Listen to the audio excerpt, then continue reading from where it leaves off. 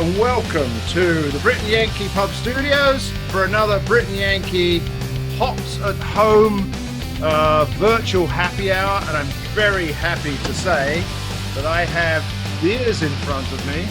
And I also have my good friend, Mr. Ken McMullen, with me, who is back in his brewery. And he's got his do-rag on. Welcome, Ken. Yeah, my hair's gotten kind of shaggy, so I'm restraining it with this. Yeah, I know. I got the same problem, but I was having a problem putting my do-rag on. I don't know. I'm not a guy for a do-rag. I don't know why. You suggested that we should have a event where everybody wears do-rags. Yeah, we should go up to D&G. Yeah, because Alex wears one there. Yeah, absolutely. Good idea. Well, I tell you what. Do-rag Tuesday. Yeah, do-rag Tuesday. Well, let's, without further ado, introduce our star guests for today's show. I'm very pleased to be able to welcome the trio of folks who are behind Rabid Brewing down in Homewood, Illinois. It's a little far south from the Brit and Yankee pub, but nevertheless, I went down there to pick up some samples of the beer that you see here. We're going to be tasting those in just a second. So welcome, guys. How about you introduce yourselves left to right? All right. Who's left? I'm left. Left behind. That's the problem. Tell you what, start with you, Ray. There we go. Well, I'm Raiye Rosado, and I do some of the things. Some of the things. Wow, Yeah, that was the best thing I've ever heard. that was what a pitch. So, yeah, I'm Tobias Sishan, and I am the brewmaster. Max Sturbins, I'm the head brewer. And maybe you could speak up a little, Max, and get closer to the mic, because... Sorry, is this better? Oh, that's much better. You got good pipes, man. Well, thanks a lot, guys, for taking time out of your day. I don't know what you're doing today, but we are recording on a Wednesday mid-afternoon. So hopefully you've been up, brewed, and you're now ready for a few beers. And with that, are you drinking some? We are. Can't prove a thing. So what have you got, left to right? Oh, well, we're following along with you, so we started off with a Hext. Ah, right. And Max? Also doing Hex, but it's almost gone. So. Oh, he's finishing off something else. All right. So without further ado, then, let's try one of your first beers. And the reason that I picked this is it's kind of like fruity, sour type of thing. And this one I've got is a Blackberry Apricot Ale. And you can see that there. Beautiful. Oh, hello. I got a call coming in. I've got to get rid of that. There we go. Thank you. Isn't it marvelous? Somebody always calls you when you're doing this. Ken, what have you got? I think I'm going to have the first one will be Mistus. Yeah, it's right a blueberry lemonade sour. Yeah. Ah, right. Okay. Well, I'm going to open up my Hex. Do you open up your... Is it Mystic or Mistis? Mistus. Mistis. Well, maybe Yes. While we're doing that, you can tell us the story behind Mistis, because I had that as a pre-recording beer, and I liked it a lot. We'll let Ken tell us what he thinks. Mistus was the name. Actually, was the name of this demigoddess who was in charge of raising Dionysus, and so we decided. Because we were using blackberries, and the beer had a somewhat wine-like quality. Wait, I'm sorry. I'm starting to mix up my beers here. This is a blueberry lemonade. Hey, Tobias, do you work there? No. Yeah, right. No. See, the problem is I've got both beers in my hand, and I started talking about both of them. So. Ah, right. Okay. So Mistis was to do with Dionysus. Now, is he the guy who lives next door? He's in the basement right now. Oh. But Dionysus was the kind of a very bacchanalian god, if you're not familiar with him. And he was really more of a wine god. Wine is really more associated with him. And when we first made this beer, it kind of had a slightly wine quality to it, and so we just figured, we'll go ahead and go with that name. So, and that was just because of the tartness of it. When we first made this beer, this is actually the second for Mistis. This is the second edition, the second brewing of this. Second version. Second version of it. We came up with the first one last summer, or 2 summers ago or something at this point. But we changed up the recipe. We decided to start using Meyer lemons instead, and it came out a lot better the second time around. And so we're pretty happy with this one. Ken, what do you think of it? It's really tasty. This is a real sour. It's got good solid acidity. The lemon is forward. I think it's nice that, whenever you do blueberry stuff, you end up with a pink beer. This has pretty good color to it. But the blueberries kind of ferment out, and I make a shake every morning with blueberries in it, so I'm a blueberry fanatic. All right. But I taste like the blueberry skins are what I'm getting in this with the lemonade, and it's tasty. It's refreshing, and then I was looking for the alcohol. 5.6. Yeah. It's a nice beer. It's beautiful too. I think they're Michigan blueberries, right? Yes. Did you go and pick them yourself? No. It was with his mom. So is this, do you kettle sour this, or how do you do the souring? Yeah, we kettle soured. With what do you use? With this, we used Omega yeast, the 605, the lactobacillus blend, the mix of the plantarum and the brevis bacteria strains. So, Well, and I have to say that when I had it, I thought it would be the perfect deck beer for a hot day like we've got today, although there's a slight wind blowing. It's really excellent for that. And unlike some of the beers that I tasted with the fruit in, I kind of tend to think they would appeal more to the female palate. And I've been proven wrong on all of this anyway, but I'm still going to say it. But I think that one, the Mistis, is an excellent beer for anybody who wants a refreshing, fruity sour to start off their evening's beverage. Yeah, absolutely. And well, Ray, why don't you tell them what you've done with Mistis? Well, not that we like the hype train, but it's hot out on our beer field. And so what we started doing was I devised a way to make a slushy out of Mistis without a slushy machine or the additives or anything. So I actually freeze up big 5-ounce cubes of Mistis and throw them in a Ninja and whir it up with a little bit of, just a tiny bit of lemonade to kind of soften up the mush, if you will. And oh my gosh, those go down so easily. It's incredible. The kids love them.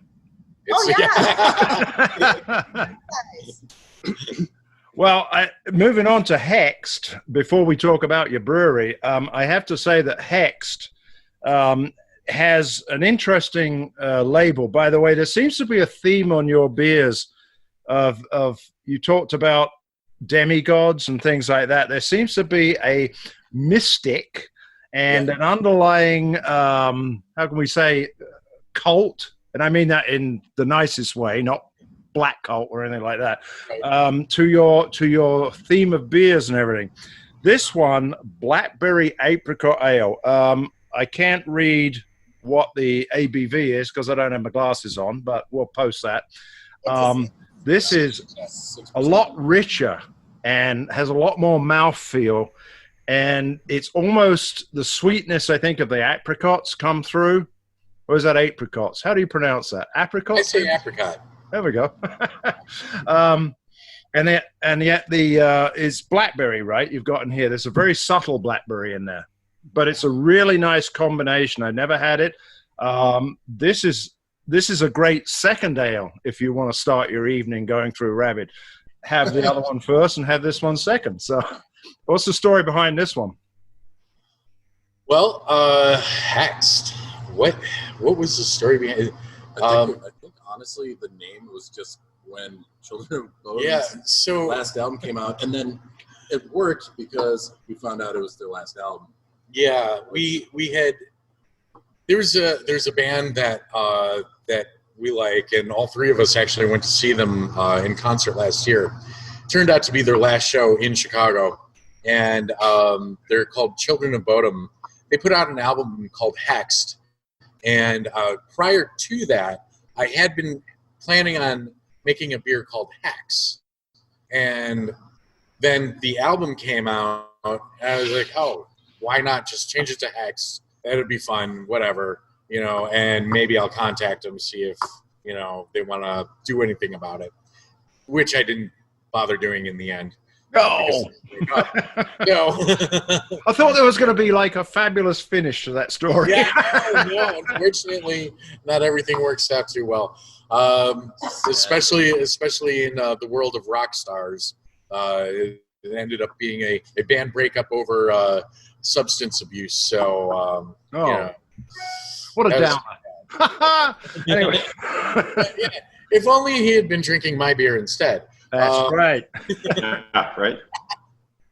So tell us about Rabid Brewing. How long you been open and why you decided to open? Ooh. Tell us the story, Tobias. The story behind Rabid is basically Raiye and I both were going through divorces, or already divorced, and we started dating, and she came over to my place, and I said, I'm going to be right back. I'm going to go out, get some beer and some food, and do a little barbecue on and back. I come back in with a 12er of Miller Lite, and she just looked at me with this like shocked face and just like, no, honey, no, let's get back in the car. And she actually took me right back to the liquor store. And so we go to the liquor store. We buy a couple of beers. I believe that they were both Three Floyds beers. And we go back to the house, and that's where she actually taught me how to appreciate beer and how to, be mindful of it and, aware of the notes that you're getting both through the nose and the taste. And I freaked out. I could not get enough of it. I started, going to the store and getting, this is what, 2010? Uh-huh. Yeah, so 10 years ago. And so the selection back then wasn't as great as it is now. But I would buy pretty much everything and try everything that I could. And after a while, I had a real sense of what it was that I wanted in a beer, and decided, you know what? My father made beer. I helped him make beer when I was like 12. And so I know I can do it. And, so I hit up my father, said, hey, Dad, let me borrow all your brewing equipment, which I subsequently used and pretty much destroyed. And I made our very first beer, which was an Imperial IPA, which we ended up calling Hair of the God. At that point in time, Raiye and I, by this point in time, Raiye and I were married, and that was a week after you met her, right? For like a 5 year, I said, hey, let's have a 5-year goal. And she said, oh yeah, really? What's that going to be? And I said, how about we open a brewery? She's like, okay. A little disbelieving, and that's a little incredulous at it. And that's fine. And, but then I started brewing, and I started brewing tons of beers, and we had a brewer from One Trick Pony come over to our house to taste some of the beer. And he sat down, he had a few of them, and said, you guys, this is brewery ready. And Raiye pretty much marched right upstairs, grabbed her laptop, and started writing out the business plan at that point. So that's the birth of Rabid. That's how we kind of came to be. And we opened 4 years and 50 weeks to the day from the day that he declared that it was our 5-year goal. Yep, right on target. Nice. So Ray, did you have a beer background other than the fact that you knew what to drink? Well, I think I was always interested in the unusual beers. I mean, I remember being 21 and drinking my first Sierra Nevada Pale Ale and going, "What is this?" But Classic. My stepdad Dale was the one who really kind of took me in hand, and the very first time he knew that I would try any of this stuff with him, it became a thing. And I mean, Dale was kind of like an unusual character in his time. He was a beer fan before there were Facebook groups and apps that would tell you how to do it. I mean, Dale has probably hundreds of those, those little notebooks that you used to get in school to put your assignments in, little tiny things. Little tiny assignment books about this He's big. probably got hundreds of them filled with beers that he's tasted, dates, ratings, comments. And so, he took me along that path and showed me what a cool world there was out there. Yeah. Well, funny you should mention Sierra Nevada Pale Ale, because there we go, pulled fresh from the Brit and Yankee fridge. Hello, who's that man behind you? That's BJ. That's BJ. He has a mask on. Hey, BJ. Hello, BJ. What's BJ's role? PJ is our beer tender, and he also works in our... Right, okay.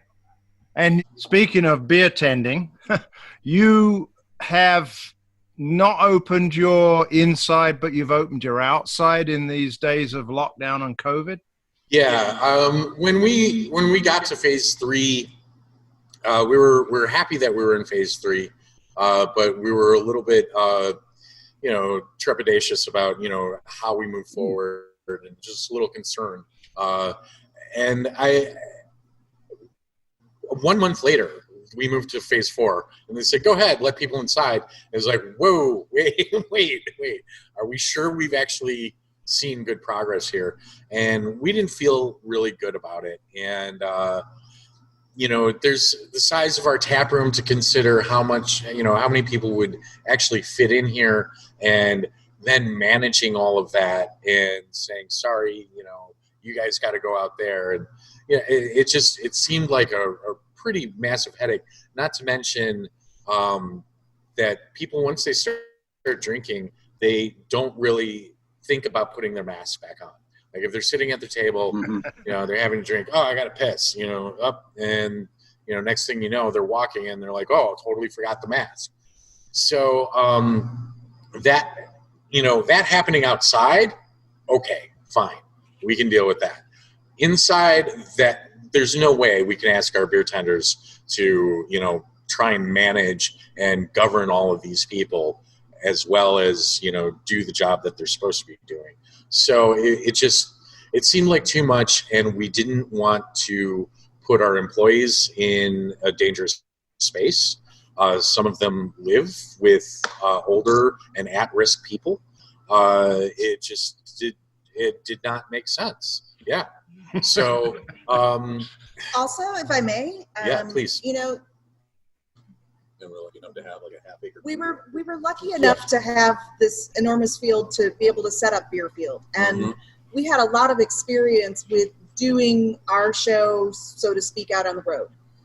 I am very well versed in bringing a bunch of kegs and a jockey box and all of the stuff, and making a selling space wherever I go. So to bring that outside wasn't a big deal, and so we did that very quickly on May 29th when we were allowed to. But when it came time to move to phase 4, it made a whole lot more sense to watch and see what some of our colleagues in the industry were going to be doing, and to see kind of what the response was, because we weren't getting, even to this day, the only time anybody asks if we're allowing people inside is when it's 90 degrees outside. And the answer is still no on those days, unfortunately. But watching what some of our colleagues have gone through with allowing folks inside, it just became all the more, We saw a few breweries shut down for a couple of weeks, because they ended up, you know. I mean, there's been the folks that have been exposed, but beyond that, like, this is hard enough, okay? One of the things that we put on our sign is, this is tricky enough, don't mess with us.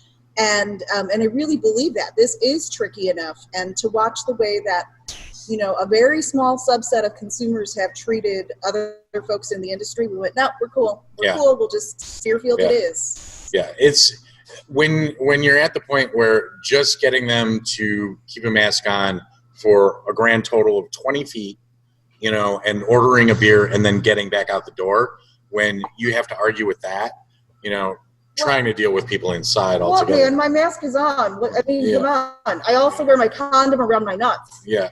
Yeah. I thought I was the only one that did that. Yeah, I agree. I'm glad that you guys are being overcautious. And we'll find out what you're doing with your beer in just a second. We'll take a short break because it's time for us to have another one of your beers. All right.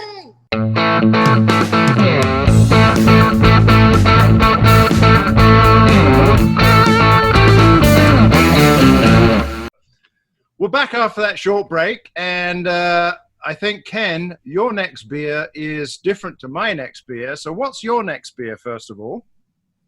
Looks like I got a can of blood. Hemogoblin? What type of beer is that? Roll a D20. It's a chocolate blood orange wheat. And it's what is it? 7% beer. This one. Hold it up, Cam. I can't see you pouring it. Hold it up. Yeah. There we go. Good man. There we go. Trying not to pour it on my laptop, for Christ's sake. Wait a minute. You got your laptop working? Oh, all right. Okay. Yeah. The reason Ken has that one is because I have an aversion to chocolate orange. That thing that comes out at Christmas, that Terry's chocolate orange thing. Oh, get God, it. yeah. It's horrible. Delicious. So I gave him the pleasure of having that one. So what do you think, Ken? Ooh, it's pretty sweet. I definitely get the blood orange. Chocolate's really subdued. You let that warm up, it'll It's taste in like there. It's more. I think it needs to warm up a little bit too. When it does warm up, I agree with Ray, where you kind of get like a orange Tootsie Pop kind of deal, kind of nostalgic, kind of taste like that. The blood orange, yeah, definitely up front. The cocoa nibs, actually, we did a small amount in the boil, where we actually on the cold side did not. We have done it in the past, but I have to say this is probably my favorite batch that we've made so far. It's tasty. It's cloudy too. Is it a Hefeweizen yeast? Definitely not. No. No. No, I believe that would we use 04 for that, or yeah, that's an English yeast. So English ale yeast. The best. The best. Yeah. I know Ken knows that. All right. Well, I'm going to open up my aptly named. Well, I don't know if it's aptly named. I just don't know what to say about this. When I showed it to Ken, he went, "Oh, Dripping Teats." So I'm going to crack this one open. Tell us the story behind this. By the way, it's a lactose IPA, so I am stretching all of my taste buds to their extreme. Okay. Please explain that it's not a milkshake IPA. That's Yeah. So Dripping Teats was actually one of our. It's a very early recipe for us. We did it before we opened the doors. It was one of the first beers that we had on tap. It was one of the first beers that we sold in growlers, or it was growler, and it is it's not a. I mean, there's a big trend right now with these milkshake IPAs where they put in a ton of lactose and vanilla, and that's not what this is. This is not that. This is an IPA that's got a special balance to it that we created with the lactose sugar. And we used Mosaic and Citra hops in it. And it's something that we've always been really proud of, and we've tweaked a little bit along the way, but we're pretty happy with where this is at. Interestingly, this batch had a little snafu happen to it. What? You've given me a substandard batch? No. The funny thing is... It's hazing, so to speak. Yeah, so this beer typically isn't very hazy. The reason that it is this time around is because I sent Max a message, and I said, "Hey, I just dry hopped, Dripping Teats, just so you know." And he sent back a text that said, "Oh, So it turned out Max had already dry hopped the batch, and so it got a double dry hopping this time around.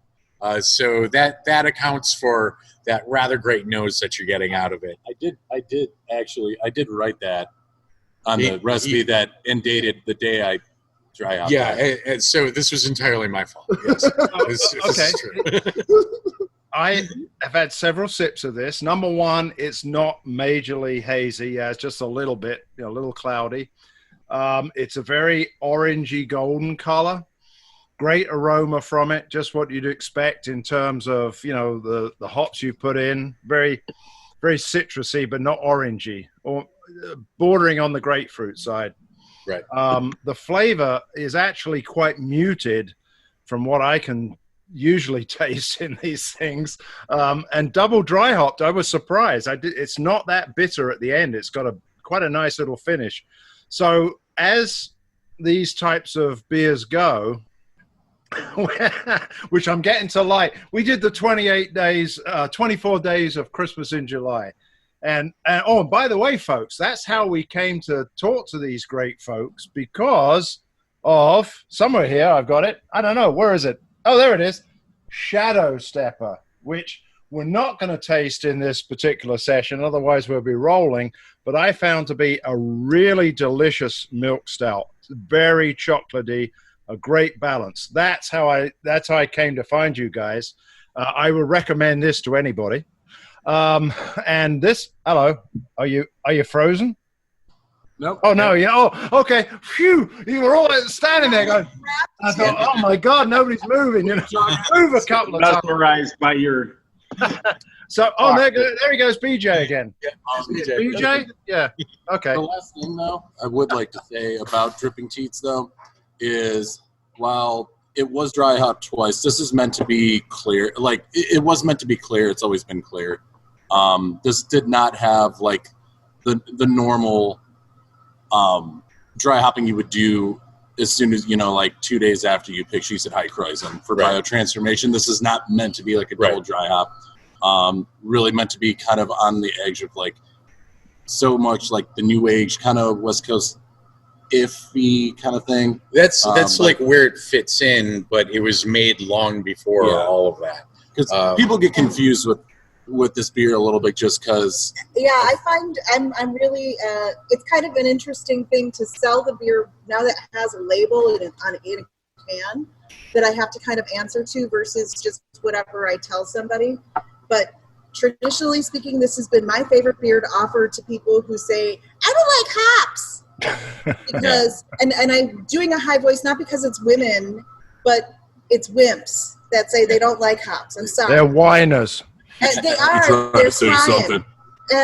And the thing is, I'm a salesperson at heart. So of course, when somebody says I don't like something, I'm going to ask more questions and find out why that is. And primarily, it's people think they don't like hops because they don't like bitter. And so this has always been my favorite thing to put in front of somebody who says I don't like hops because I know what that means. I know what they're telling me. And if I tell them I'm putting an IPA in front of them, they're going to be like, they're already going to go, oh, I hate that. But when I have put that in people's mouths without them knowing what it is, they go, oh my God, I love this. And I go, that's an IPA. I've repeatedly have had people come up to me and say that we have completely changed their minds on IPAs and what an IPA can be. And Dripping Teats is one of those beers that help do that. If we could go back to Hemogoblin for a second, I just wanted to tell you a little bit more about the history of that beer. Because actually, I want Raiye to tell you a little bit more of the history of that beer. Thank you, Tobias. Okay, lean in, Raiye. Lean in. I'm leaning. I'm lean back. Lean. All right, so Hemogoblin, it came out of a program that I do with ladies around here who are not brewers of any kind. They're not home brewers. They're not commercial brewers. And every quarter or so, I bring a bunch of them in here, and we do a bitches brew. So we do a commercial batch of beer together. I'm not actually even a brewer either. I mean, I just feel like I need to make sure that I have the skills, that I understand what Max is doing and what Tobias is doing in order to do all the other stuff. But so it originated, it actually just had its birthday. Did you know that? Yes. Hemogoblin, the very first Hemogoblin came up 2 years ago, just this past week. So it was a beer that came out of my ladies program, and all of our beers always have a reference to blood. And so we knew we wanted to do blood orange, and I wanted there to be an unusual pairing. I think that's one of the things that I feel like we do pretty well is, you noticed that with the Blackberry Apricot, that it was an unusual pairing that you've not seen. And so we wanted to do that. And we also wanted a little bit of I'm not going to name names, but it was reminiscent of a certain lifestyle character who is really good at pairing ingredients. And go on, name names. She might have gone to jail for insider trading, so here's all I'm going to say is that she's wrong a whole lot of the time, but when it comes to pairing ingredients, she knows what's up. And so when a whole lot of her stuff was blood orange and cacao nib, I knew it was going to be delicious. Right. And I'm super proud of that beer because I'm proud of the origins, but I'm also really proud of what these guys took our original recipe and did with it. I'm proud of you. It's really delicious. So interestingly, these two beers, both Hemogoblin and Dripping Teats, are basically the two beers that people have the most difficult hold on. time saying. BJ just went in the ladies' restroom. I won't tell if you don't tell. Okay. It's a regular habit. Yeah. Wait, BJ, come say hi to Phil. Phil, say hi to Hello, Phil. BJ. How are you? Welcome. Yeah, Thank you. Phil. Thanks for That's attending Phil. here. Pleasure to meet you. Look at yourself. All right, now bugger off. We're talking about Dripping Teats. Go sell the beer. So yeah, they're the two most difficult things, beer names for people to say for some reason, and because people don't like saying teats, they're afraid that they're saying a bad word, and everybody has a hard time saying hemogoblin because it always comes out hemoglobin, and then they start trying to get there, and then eventually they get into the hemoglobin phase, where they're mixing the two. That's 3 years in. Now, this is where my experience becomes really different from when, prior to March, everything we sold was through a keg.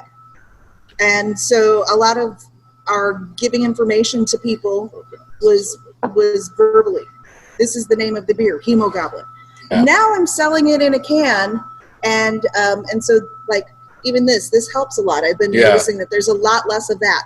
Now, what has come up recently, I actually had a woman tell me, that Dripping Teats was a sexist name, and that she loved IPAs, but she wouldn't buy it because it had that name.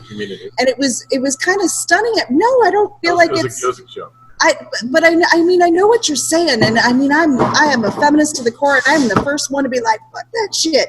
But in this case, I was like, no, it's not sexist. I have named it. I think we should all just drink beer and get along. I think so too, but it's not like we put some sexist name. Okay, I want everybody after 3. Everybody has to say the word teats. Okay, 1, 2, 3. Teats. Now we've got that out in the open. Can we say that? Hey, you've got some pretty killer artwork behind you. It looks like a chalkboard, but Phil told me you've got a pretty cool mural back there. So do you have a story with the artwork? We have a picture of that mural. It's hanging over the entrance to the brewery. Yeah, it's right up there. All of the art was done basically by our direction, but by a couple of different people. The stuff that is done on the chalk walls behind us and in the chalk walls behind the bar, that was all done by a tattoo artist of ours. And then the mural that we have up here, and as well as some other wall pieces, were done by our artist Annabelle Popa out of New York. Annabelle is an amazing artist. We found her before she was old enough to drink, and she's been doing stuff with us, ever since. And Check painting, her out, that is, seriously. not drinking. Yeah, she does all this basically like psychedelic mythological creature stuff. And so when we saw that portfolio online, we were like, okay, sold. We don't even have to look at anybody else. This is exactly who we are, and this is what we want. So it was really cool to find her. There is a third artist, honey. Come on, it's a test, Tobias. If you forget, you're in deep shit for the rest of the evening. She's talking about me. Oh! Yes. I designed our logo. I do all of our can artwork, and all of our T-shirts, like this one here, and that one there. Not that one. That's a cool band, though. I was going to say, Who, Pazuzu? No, they're an awesome band. But I don't know any of them. it's probably better. Yeah. Like this one is probably to not know. But so all of those cans that you've got in front of you there, Phil, I actually did the art for all of those. Oh, cool. And the bottle. That's really cool. Yeah. If you can do your own artwork, that's a big cost saving. Well, my skills are limited, and because of that limitation, it actually kind of creates a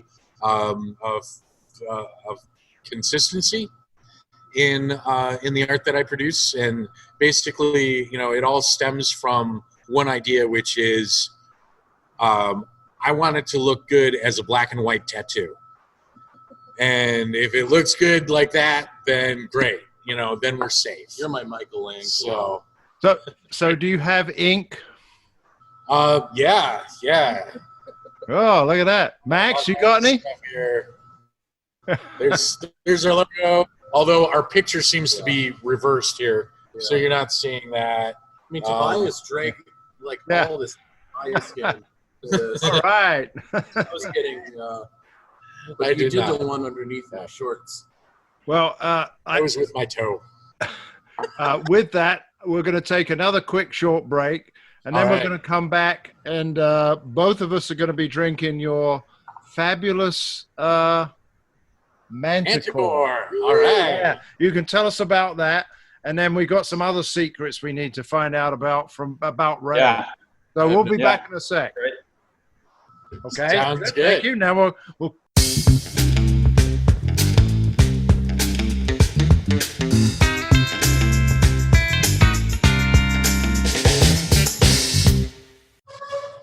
We're back, and in that short break, we because we have a bottle of Manticore, which was very kindly donated to us by Raiye, 2019. So, how long was this? Well, it's a Russian Imperial Stout. It's coming in at 11%, and I think it was brewed with a special type of yeast. I've got this going in my snifter here. And we had to decant it so that Ken, you've got yours, right, Ken? Yep. Hold it up. Let me show. Oh, there we go. Good man. All right. I have mine in a lovely snifter glass. There we go. And you've got samples there as well, I see. So all together now, Manticore. Manticore! I love beer. So I understand. Oh, bloody hell, that's good. Now I'm getting that fruitiness coming through. Oh, yeah. So I understand that there is a certain tale behind this. So a couple of questions. Number one, Scorpion tail. what was the yeast that you used for it? And I think it was something special. And number two, what the hell's a manticore? All right. Okay. A manticore is a really weird kind of combination of animals, and there are a few different versions of manticore throughout history and folklore and stuff. But the one that we like and the one that we went with was a lion's head and body with bat wings and a scorpion tail. So that was my favorite version of it. So we stuck with that one. But as far as the yeast goes, what we used was a Kvike yeast. So the Kvike yeast had pretty much just come out, were just released by a number of breweries, I'm sorry, Look at me. yeast companies. That's so sad. You're having the same problem as me, afternoon drinking. Yeah, right. So a few yeast companies came out with the Kvike yeast, and Max, why don't you talk about that? God damn, I knew this. It's your specialty, dude. Yeah. Lean in, Max. Lean in. Can I, Come on, baby. Papa, can I sit on your lap? No. So, yeah, for this one, this was right when Hornindal made its way to the States, basically, maybe 3 weeks after it was commercially available. After breweries. Hornindal is essentially, obviously, Kvike yeast. It's the Hornindal yeast creates when fermented at higher temperatures, kind of like a pineapple. I've heard almost tropical notes, even like some kind of leather, which I've never really gotten in it. But the nice thing about Kvike yeast is you can ferment it at much higher temperatures than normal traditional yeast. With Manticore, we fermented, we pitched on the word. Was it 93? I thought it was 98. Yeah, we were talking, mid 90s, I would say. And it fermented out, I would say, instead of a week, it fermented out in maybe 48 to 72 hours, completely done. Yeah.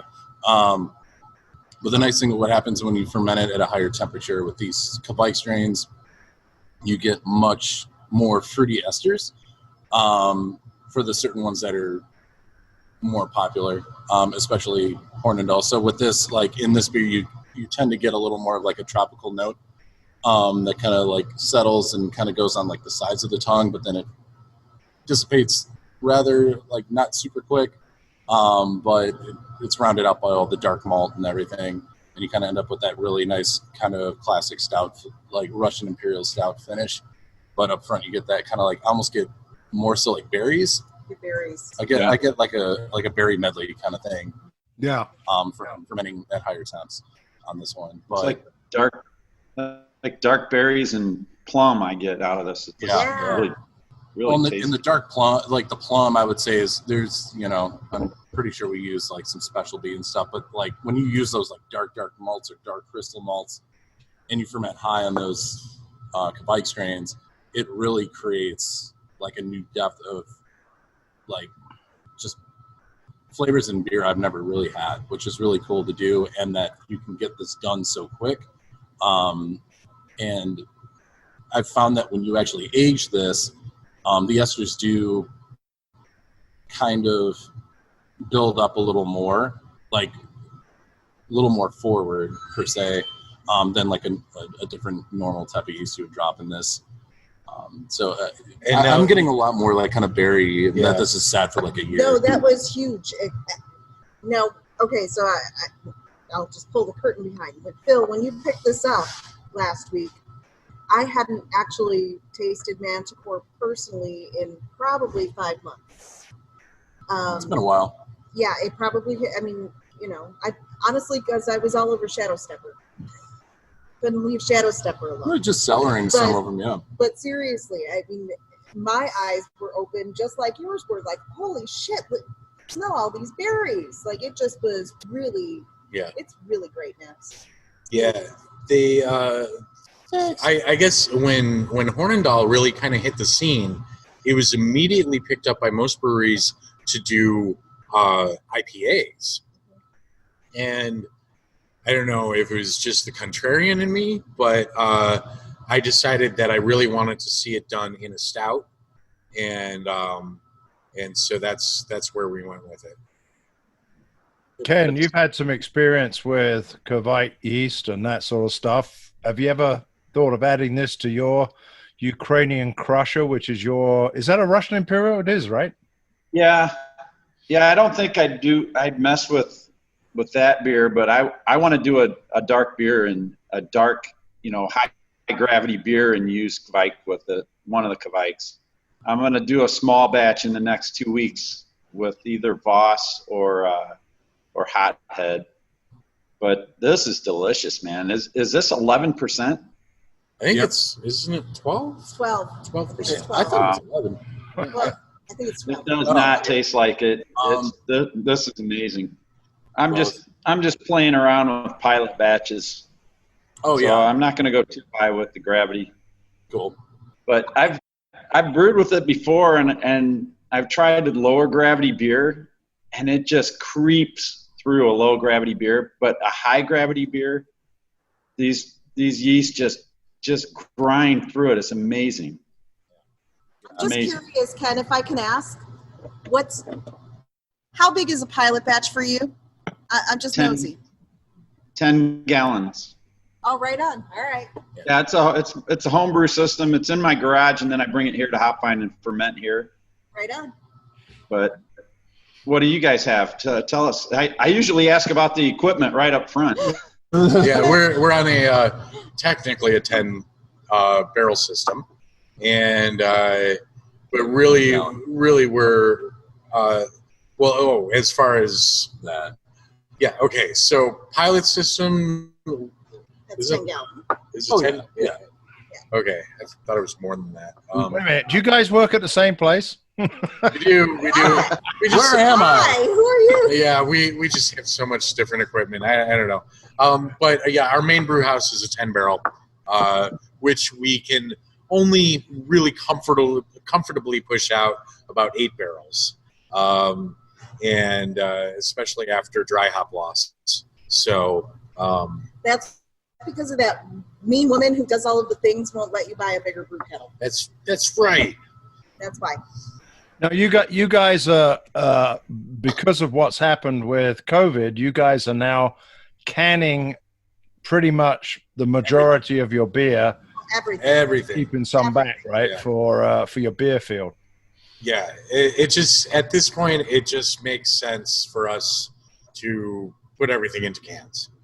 Yeah, all the way. Got some new boys on Friday. So, yeah, that's what they tell you in sales school right in the beginning, that you should always be closing. And the thing is, you can't be closing if you sell beer through a keg and all of a sudden nobody's buying kegs. Yeah. So Right. The thing is, you'll always be able to sell a can, even if they tell us we're busted down to curbside. Cool, I got cans. Right. If they tell us we're busted down to nothing customer facing, cool, I got wholesale cans. Yeah. So now it's always be canning. It's very uncanny. Canning. Yeah. It's very uncanny. I think we all need to be slapped here. Sorry. I'm talking to a mobile canner today, literally right after this recording. Oh yeah. Sorry. They're all booked out for like months because everybody's canning right now. Dude, it takes like a month to get anything done. Yeah. Labels are the things that what's really kind of funny is there were a couple of canning businesses that closed, mobile canners that closed in 2019 in our area. Oh. And right before COVID happened. And it's just kind of like, man, if you guys could have stuck it out just a little bit longer, you know? Right. Yeah, the only people who are pissed about the pandemic, the mobile canners who closed. Well, we've had a great time here, but there's one story I want to get out into the open before we leave, and that's Raiye. Were you roller derby at one time? Oh, I'm roller derby today. I'm still down with IDD, the Ileana Derby Dames. When I came to your place, I saw the setup that had your roller derby, and there was like a whole bunch of stuff going on there. What is Ileana? What is it? Ileana what? The Ileana Derby Dames. Oh. Scaring me. Ileana Derby. It sounds like somebody who's married to Donald Trump. Something like, no. Ileana Derby. Hey, stop it now. Quiet, Max. Down, boy. Important stuff to talk about here. Can you talk to Phil? He asked you a question. The grown-ups are talking. The grown-up is talking. Hey, Daddy. One grown-up is talking. The Ileana Derby Dames are we're not quite, we practice under the WIFDA, which is the Women's Flat Track Derby Association rules, which is an international derby association. And we practice out of the Linwood roller rink, which is actually an interesting story. It's actually the roller rink in Roll Bounce.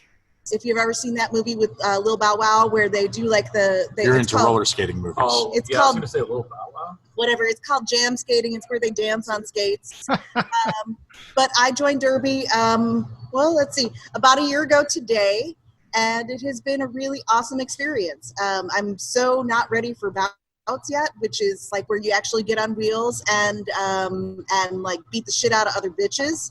Yeah! I'm not quite there yet. I'm good at the beating the shit out of other bitches, but not on the wheels yet. I haven't put the two together. I can get out on that track and knock your ass down. I can. As long as I'm not wearing skates. As long as I'm not wearing skates. But it's been an awesome experience so far. It's the best women I've met in my life. Give me a minute, all right? It's honestly, I don't know. What else do you want to know about it? Like, I feel like what would be really fun, Phil, is to get you into the center of a big pile of derby girls. Hey, whoa, now you're talking. Just doing their thing. And yeah, that'd be really fun. Yeah, the sorority of it is pretty neat. I know somebody Sorority on skates. What's that, Ken? I know somebody that's into roller derbying, and out here it's called the Aurora 88s. I know the Aurora 88s. I saw them play our team just last fall. Excellent. Nice. Fellow brewer. Well, she's a home brewer, but she's one of the Aurora 88s. That's pretty cool. Well, there you go. Now we got an idea for it. Do-rag days at the roller derby brewing. I'm down with that. All right. Well, hey guys, listen. I still have a couple of the beers to open up here. I've still got some left of this and that. It's been great. I have to say that the Manticore has been the crowning glory because it's a real different take on a Russian Imperial Stout. And that's why I liked it so much. It's one of my favorite styles. I like them deep and dark, But this adds... Phil, I would say these guys are making really good beers. They're the genuine article. They're living this thing. And I love it. I love it. I got to come down there when it's safe to come down. Looking forward to it. Yeah, man. Absolutely. Yeah. We'll get all your beer, by the way. So when are you guys going to be doing your next live broadcast? Because I think during the lockdown, you guys did a whole bunch of live broadcasts. You've kind of dropped off a little, as we have as well, Yeah. Yeah, well, there's kind of like an ebb and flow to this entire thing, I guess. When over the past month or so, we kind of chilled out on it. We were doing a live broadcast pretty much every day that we were open since phase 3. Well, no, much earlier than that. I think we did our first one around March 18th. Yeah. So March, but we were doing like a top 5 of something every day, and after a while, we just got tired. We should do a top 5 of Phil's shows. I don't think that it's fair to say that we were tired, though. I think that what happened was some folks started to go back to work, and so that captive audience that was just screaming for a little human contact and a little bit of content, that captive audience slowly started to get busy again. And what I personally suspect is that when, because, beer field season is going to end. And I suspect that when beer field season ends, that's going to kind of reinvigorate the need for our customer base to want to connect with us on the regular. And so I suspect that you're going to see a lot more of that through the winter. Yeah. Right now, we're busy employing people in person. If you're tired after that, then just think I've been doing this since 2007. That's impressive. But anyway, now listen, Ken. Thank you for carrying that flag all this time. But Phil, why aren't you better at it then? What? Why aren't you better then? Oh, wait a minute. That was a dig. Okay, Ken's canners are here. So Yeah, I gotta go talk say, these days. I'm gonna raise my glass here, and Ken, you know how this goes. It's good night from me, And good night from him. and it's cheers to all you guys at Rabid Brewing. Thanks a lot, guys, for joining us. Cheers. Cheers. Good night and good luck.